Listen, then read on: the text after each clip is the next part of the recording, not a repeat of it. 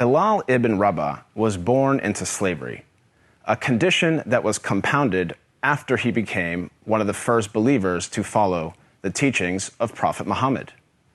Bilal's father was an Arab slave, and his mother was a former princess of modern-day Ethiopia, who was also enslaved.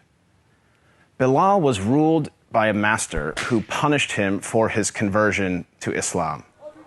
He dragged Bilal around Mecca, encouraging people to mock him. He even tried to force him to renounce his faith by placing a large rock on his chest and pinning him on the ground. But far from renouncing his faith, Bilal showed a defiance and strength in the face of persecution and violence. Impressed by Bilal's steadfastness to the Islamic faith, Prophet Muhammad sent one of his closest friends, Abu Bakr, to pay for Bilal's freedom. Once freed, Bilal rose to prominence in the early Muslim community. Prophet Muhammad appointed him to serve the mosque by using his melodious voice to call the believers to prayer. Bilal was a black man, and for some, his blackness made him unfit for such an honor. On one occasion, a companion of the Prophet, a man named Abu Dar, disparagingly said to Bilal, "You son of a black woman." This drew a swift rebuke from Prophet Muhammad. "Are you taunting him about his black mother?" asked the Prophet. "There is still some influence of ignorance in you." The ignorance the Prophet identified was rooted in the misguided view that a person's race reflects his or her moral character or social status. In fact, the Prophet's message of racial equality stood in stark contrast to the prevalent racial animosities of 7th century Arabia. Scholars refer to the period prior to the advent of Islam as Jahiliyyah, a time of ignorance, which included racism. Arguably, Prophet Muhammad was the first person in human history to declare, in no uncertain terms, that no person is above another by virtue of race or ethnicity. This declaration is crystallized in one of the Prophet's notable speeches, his last sermon, as it is known, which was delivered on Mount Arafat in 632 AD. In that sermon, the Prophet unequivocally condemned racism when he said, "All mankind is descended from Adam and Eve. An Arab has no superiority over a non-Arab, and a non-Arab has no superiority over an Arab.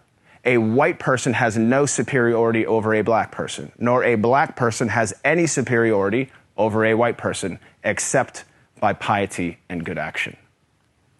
Ever since then, Prophet Muhammad's teachings on racial equality have inspired human beings to strive for racial equality and justice for all. Consider the life of Al-Hajj Malik al-Shabazz, more commonly known as Malcolm X, the black Muslim civil rights leader who battled racism in the 1950s and 1960s.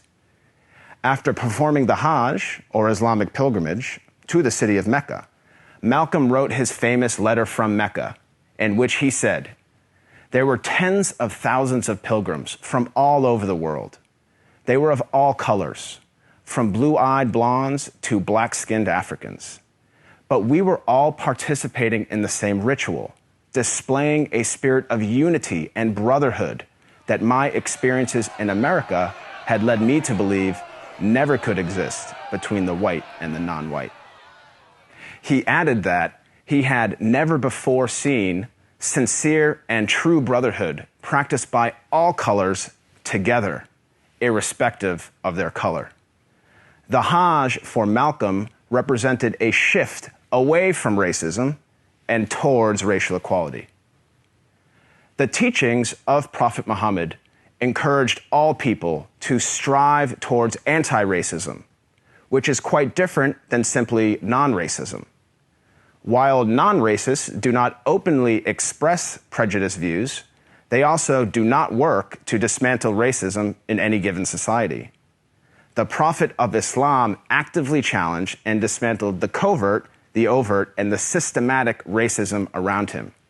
He identified racism as a symptom and identified its root cause as arrogance in the human heart. As our world becomes more and more diverse and interconnected, it is imperative that we strive to follow the teachings of Prophet Muhammad. I am not a Muslim myself, but I have to say that I am deeply inspired by the anti-racism of Prophet Muhammad, because he showed that a person is distinguished over another not by race, but rather by the quality of one's character and conduct. I am Craig Considine for the Amir Stein Center.